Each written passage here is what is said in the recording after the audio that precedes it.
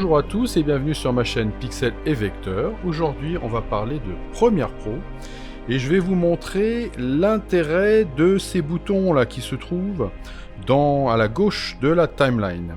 Alors, je vais faire donc pour ça deux vidéos. La première vidéo va concerner les boutons qui sont complètement à gauche et ces boutons-là s'appellent les sources.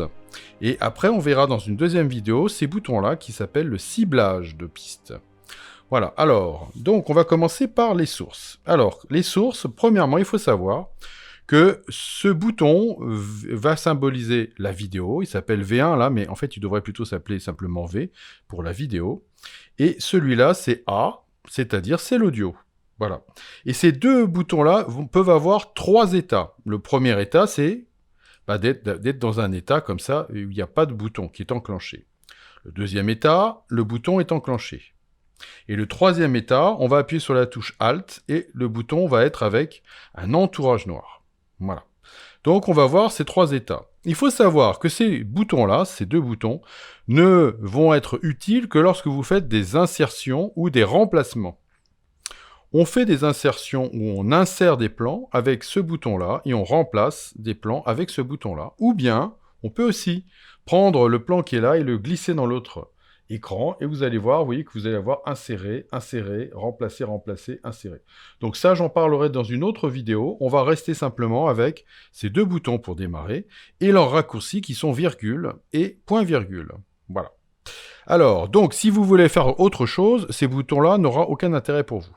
Alors, la source, ça veut dire quoi? Ça veut dire que lorsque je veux insérer un élément, eh bien, on va l'insérer sur une piste. Et donc, l'endroit où va être positionné ce bouton, eh bien, conditionnera l'endroit où le média ira se positionner. Donc là, ici, vous voyez, je suis entre ce plan-là, je vais vous le remontrer. Vous voyez, ce plan-là, c'est en fait un plan du rideau qui est légèrement ouvert et on voit le jour qui est en train de poindre.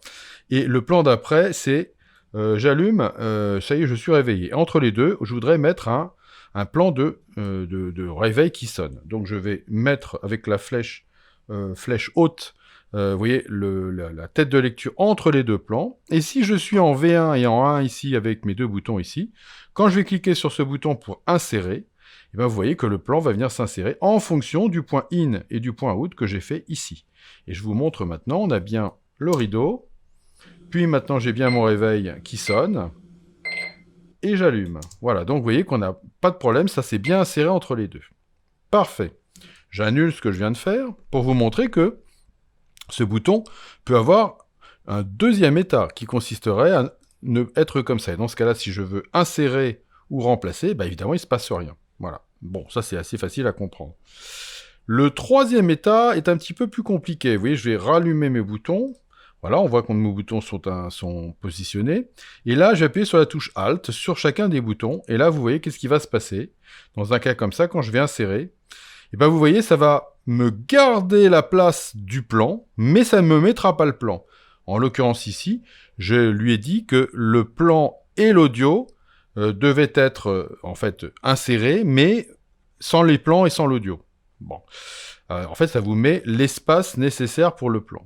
Alors, je vais annuler encore ce que j'ai fait, pour vous montrer que si je garde l'audio, mais qu'ici je me remets, voilà, le plan ici, et que je fais un insérer aussi, vous voyez que là, j'ai bien le plan qui s'est inséré, et l'audio qui ne s'est pas inséré. Et dans le sens inverse, je vais lui dire que je voudrais faire ça, voilà, et que là, vous voyez, je vais bien avoir l'audio qui s'est inséré, mais pas la vidéo.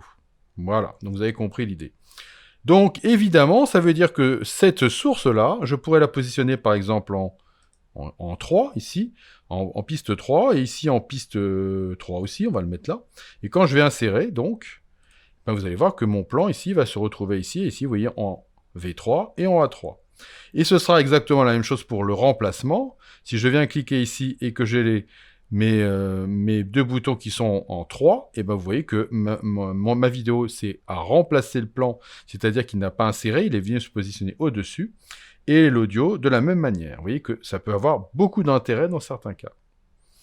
Voilà, donc là, vous voyez, ça, c'est ce qu'on appelle la correction de la source. Voilà, je vais me remettre en A1 et en V1. Et si vous voyez, je regarde et que j'attends ma petite bulle d'aide, j'ai correction de la source pour les insertions et les remplacements. Voilà.